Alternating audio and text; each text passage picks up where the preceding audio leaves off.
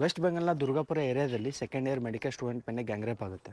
ಈ ಘಟನೆ ಬಗ್ಗೆ ಮತ್ತು ಈ ಗ್ಯಾಂಗ್ ರೇಪ್ ಆಗಿರ್ಬೋದು, ರೇಪ್ ಮರ್ಡರ್ ಕೇಸ್ ಬಗ್ಗೆ ಯಾವ ರೀತಿ ಪಬ್ಲಿಕ್ಗೆ ನಾವು ಪ್ರೊಟೆಕ್ಟ್ ಮಾಡ್ಬೋದನ್ನ ಈ ವಿಡಿಯೋದಲ್ಲಿ ಮಾತಾಡ್ತೀನಿ. ಏನು ಗೊತ್ತಾ, ದುರ್ಗಾಪುರ ಫಾರೆಸ್ಟ್ ಏರಿಯಾದಲ್ಲಿ ಆ ಹುಡುಗಿ ಮತ್ತು ಅವ್ಳ ಮೇಲ್ ಫ್ರೆಂಡು ಇಬ್ಬರು ನೈಟು ಡಿನ್ನರ್ಗೆ ಹೋಗಿರ್ತಾರೆ. ನೈಟು ಡಿನ್ನರ್ ಮುಗಿಸ್ಕೊಂಡು ಹೊರಗಡೆ ಬರುವಾಗ ಒಂದು ಗ್ಯಾಂಗ್ನ ಅವನು ಫಾಲೋ ಮಾಡ್ತಾ ಇರುತ್ತೆ. ಆ ಗ್ಯಾಂಗ್ ನೋಡಿ ಅವನು ಅಂಜು ಹೋಗಿರ್ತಾನೋ ಏನೋ, ಆ ಒಂದು ಗ್ಯಾಂಗಲ್ಲಿ ಅವನು ಇನ್ವಾಲ್ವ್ ಆಗಿರ್ತಾನೋ ಅನ್ನೋದನ್ನ ಕಾಯ್ಬೇಕಾಗುತ್ತೆ. ಯಾಕಂದ್ರೆ ಅವನನ್ನು ಕೂಡ ಅರೆಸ್ಟ್ ಮಾಡಿದ್ದಾರೆ. ಸೊ ಆ ಮೇಲ್ ಫ್ರೆಂಡು ಆ ಓಡೋ ಜೊತೆಗೆ ಆ ಒಂದು ಹುಡುಗಿನೂ ಕೂಡ ಕರ್ಕೊಂಡು ಹೋಗಿದ್ರೆ ಈ ವಿಡಿಯೋ ಮಾಡೋ ಜರತ್ ಇರ್ತಿದ್ದಿಲ್ಲ. ಸೊ ಆ ಹುಡುಗಿನ ಎತ್ಕೊಂಡು ಹೋಗಿ ಫಾರೆಸ್ಟಲ್ಲಿ ಗ್ಯಾಂಗ್ ರೇಪ್ ಆಗುತ್ತೆ. ಗ್ಯಾಂಗ್ ರೇಪ್ ಆದಮೇಲೆ ಮನುಷ್ಯನ ರೂಪದಲ್ಲಿ ರಾಕ್ಷಸ ಇರುತ್ತಲ್ಲ, ಅವರಿಗೆ ಅವಳ ಫೋನ್ನ ರಿಟರ್ನ್ ಕೇಳ್ತಾಳೆ. ಸೊ ಅವ್ರೇನಂತಾರೆ ಗೊತ್ತಾ, ಇದನ್ನು ಕೇಳಿದ್ರೆ ಶಾಕ್ ಆಗ್ತೀರಾ, ರಿಯಲ್ ರಾಕ್ಷಸು ಕೂಡ ಈ ರೀತಿ ಮಾಡಲ್ಲ ಅನ್ಸುತ್ತೆ. ಸೊ ಅವಳು ನೋವಲ್ಲಿ ಇರ್ತಾಳೆ. ಆ ನೋವಲ್ಲಿ ಕೂಡ ಅವಳು ಫೋನು ರಿಟರ್ನ್ ಕೇಳ್ತಾಳೆ, ಏನಾದರೂ ಹೆಲ್ಪ್ ಮಾಡಿ, ಯಾರಿಗಾದರೂ ಕಾಲ್ ಮಾಡ್ಬೇಕಂತ.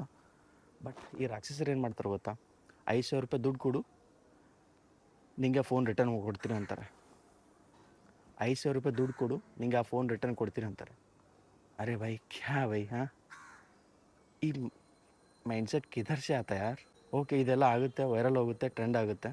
ಅದಾದಮೇಲೆ ಅಫ್ಕೋರ್ಸ್ ನಾವು ಜನ ಬರ್ತೀವಿ, ಸ್ಟ್ರೈಕ್ ಮಾಡ್ತೀವಿ, justice for rape, justice for Soujanya, justice ಅಂತ ಹೇಳ್ತೀವಿ, ಸ್ಟೇಟ್ ಬಂದ್ ಮಾಡ್ತೀವಿ, ಸ್ಟ್ರೈಕ್ ಮಾಡ್ತೀವಿ, ಏನೇನೋ ಮಾಡ್ತೀವಿ. ಬಟ್ ಜಸ್ಟಿಸ್ ಸಿಗಲಿ ಬಿಡಲಿ ಬ್ರೋ, ಒಂದು ಹೆಣ್ಣಿನ ಜೀವನ ಅಂತೂ ಹಾಳಾಯಿತು. ಸೊ ಅದಾದಮೇಲೆ ಪೊಲಿಟಿಷಿಯನ್ ಎಂಟ್ರಿ ಕೊಡ್ತಾರೆ.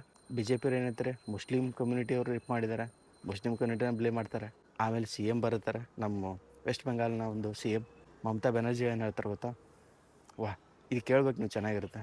ಅವ್ರೇನು ಹೇಳ್ತಾರೆ ಗೊತ್ತಾ, ನಮ್ಮ ಸ್ಟೇಟಲ್ಲಿ ಮಾತ್ರ ರೇಪ್ ಆಗ್ತಿದೆ, UPಲಿ ಆಗ್ತಿಲ್ವಾ, ಬೇರೆ ಸ್ಟೇಟಲ್ಲಿ ಆಗ್ತಿಲ್ವಾ, ಯಾಕೆ ಬರೀ ನಮಗೆ ಯಾಕೆ ಬ್ಲೇಮ್ ಮಾಡ್ತಿದ್ದೀರಾ, UPಲೂ ಆಗ್ತಿದೆ. ಸೊ ಇವರು ಯೋಗಿ ಆದಿತ್ಯನಾಥ ಕಂಪೇರ್ ಮಾಡ್ಕೊತಿದ್ದಾರೆ. UPಲಿ ಯೋಗಿ ಆದಿತ್ಯನಾಥ್ ಜಾತಿ ನೋಡಲ್ಲ, ಧರ್ಮ ನೋಡಲ್ಲ, ಕಮ್ಯುನಿಟಿ ನೋಡಲ್ಲ.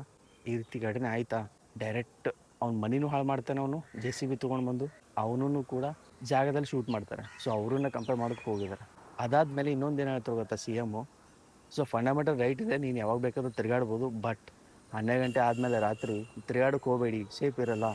ವಾಹ್, ಕ್ಯಾ ಸ್ಟೇಟ್ಮೆಂಟ್ ಬೈ. ಅವರು ಕೂಡ ಒಂದು ಹೆಣ್ಣು, 12 ಗಂಟೆ ಹೋದರೆ ಅವರು ಕೂಡ ರಾಜಕೀಯ ಮಾಡ್ತಾರೆ. ಸೊ ಅವರು ಕೂಡ ಹೊರಗಡೆ ಬರಬಾರ್ದು, ಅವ್ರಿಗೊಂದು ನ್ಯಾಯ, ಬಡವ್ರ ಮಕ್ಳಿಗೊಂದು ನ್ಯಾಯ.